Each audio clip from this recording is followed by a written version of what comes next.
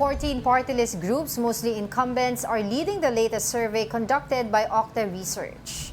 The four-piece party list topped the results with 5.74%, followed by ACT-CIS at 4.83%, Galing sa Puso at 3.88%, Tingog at 3.54%, and Ako Bicol at 3.51%.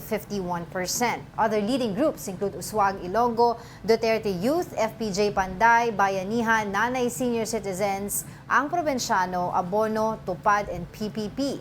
4 of the top 14, namely FPJ Panday, Bayanihan, Nanay, Tupad, and PPP, are not currently represented in Congress. Additionally, the survey suggests that 16 other party list groups such as BHW, Malasakit at Bayanihan, One Rider, and Solid North could secure seats in the upcoming elections.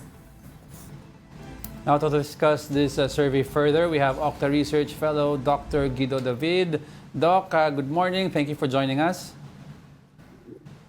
Yes, good morning to the Angels of One News again. So, that's a good one. Angela and Angela. Thank you for joining and also us. the viewers, listeners. Yes. Doc, I was looking at the top party list, and I cannot see a party list that supposedly represents the minority. I see big ones that are linked to big politicians. Now, what do you think is happening? Number one is 4Ps. Do you think they're getting number one because of the recognition na kala ng tao, ito yung ayuda program?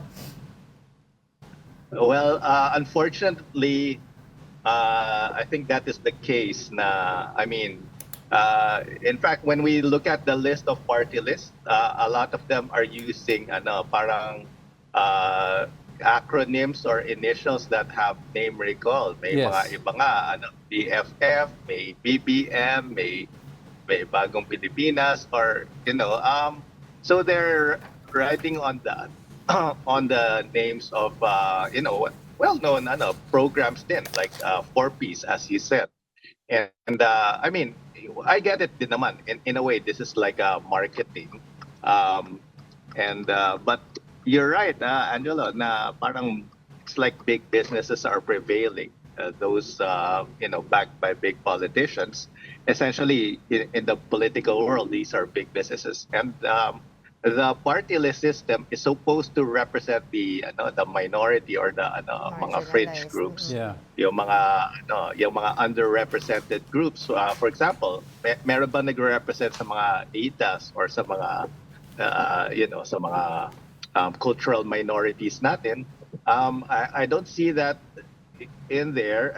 Yes, may mga party lists supporting, let's say, teachers or certain worker groups, pero is the party list system still still serving its purpose that was originally intended? Correct. I think that is a question that should be addressed. Yeah. Ayun nga, kasi I think few months ago, yung Contradaya has released nga a report saying some of these party list groups, hindi talaga sila nagre-represent ng marginalized groups. But although kasi dun sa batas natin ngayon, meron dun sa Supreme Court na sinasabi na okay lang kahit hindi ka nagre-represent basta meron kang advocacy.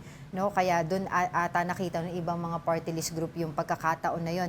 But Doc Guido, ano pa po ba yung mga ilang factors na nakita natin aside from those that you've mentioned na talagang matunog para sa mga kababayan natin? And for the past few years po na nakita natin, yung mga party list such as yung mga makakaliwa na sinasabi nila na party list, hindi na po talaga silang nakakasama dito sa mga nananalo. Yeah, because nag-shift na yung voter preference for party list. So before may traction yung mga maybe the left-leaning groups or at least those with mga solid advocacies for the people. Pero it's become more of not just a brand recall, pero a lot of local politicians are supporting certain party lists. May mga party list sila na sinusupport mismo. And if that happens, then although on paper may advocacy itong mga party list na ito, but really, it sounds like they're just really supporting the local region, in which case nagkakaroon ng redundancy because we already have representatives in Congress who represent, localities, diba? That's why may representative tayo, may sectoral representatives tayo. And if these local politicians are also the ones who are winning the party list, and then parang may redundancy, and again, nawawala na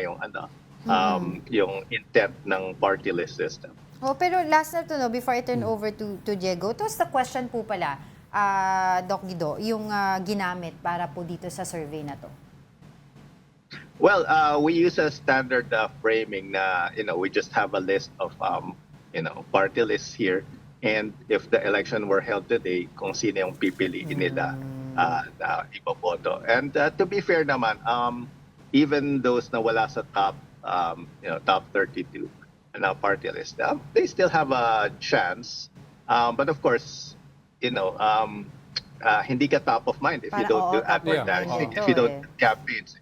Yeah, so it still boils down to having finances and resources to support your campaign. Kung walang resources, may hirapan yung ibang party list, even with those with good intents. For example, may mga OFW party list, may mga senior citizens party list, and then may mga of course, shout out ako sa I mean, not being biased, but friends ko kasing nasa HEAL PH party list, sina Doc Flavier, and sina Doc Eric Tayag, their advocacy is universal healthcare.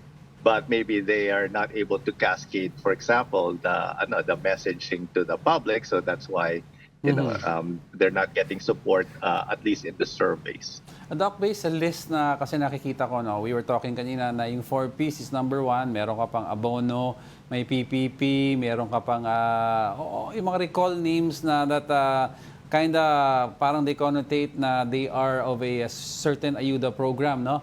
So does this then say that yung party list, those who vote for the party list belong to the lower social classes and hindi nag-resonate masyado sa upper middle class ang party list?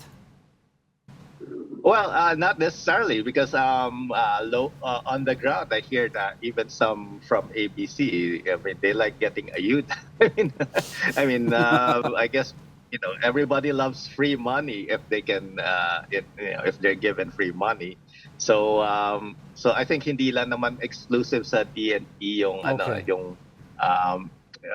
yung impact ng mga ayuda-based systems. And but yeah, itong mga party lists that are advertising as kunyari 4Ps or ganyan, yun ba yung advocacy nila to provide ayuda. And I should also state here na I'm all for helping the Filipinos who are in need of help, pero we're not a welfare state din naman, and yes. This is not a long-term solution. This is not a sustainable solution. We really should have long-term programs like siguro mga trabaho, livelihood programs that will be more sustainable. Alright, on that note, maraming salamat po muli sa inyong oras, OCTA Research Fellow Dr. Guido David.